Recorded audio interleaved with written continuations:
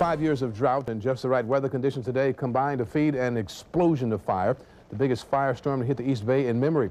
Pushed by 30-mile-an-hour winds, flames swept down along the Oakland-Berkeley hills, destroying everything in its path. 5 people died when the fast-moving flames consumed one home so fast the occupants didn't have a chance to escape.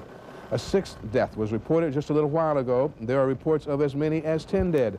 An Oakland battalion chief is among the dead. It began as a grass fire around noon on Saturday. There were 12 engine companies and 3 trucks on the scene. A California Department of Forestry helicopter dropped 500 gallons of water on it. The fire appeared to be out. What you are looking at is ground zero, 1 hour before the conflagration.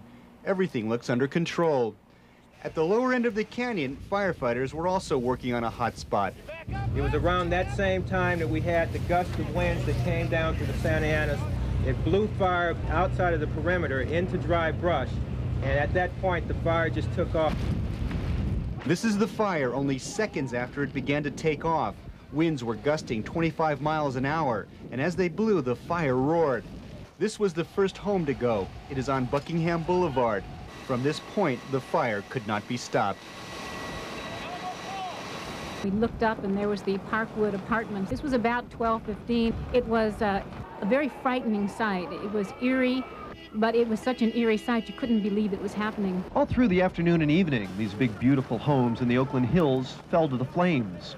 The fire, agitated by gusty, swirling winds, furiously consuming the homes. Trying to set a perimeter and contain it in a certain area, but with the wind and stuff, it just keeps moving.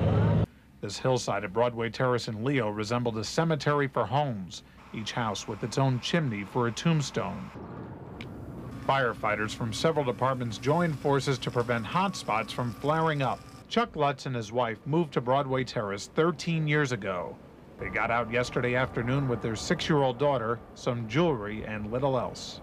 It was certainly a shock to see this, even though we kind of suspected it. Sorry to see that all our neighbors are in the same boat as we are. This entire area is a landscape of unbelievable devastation.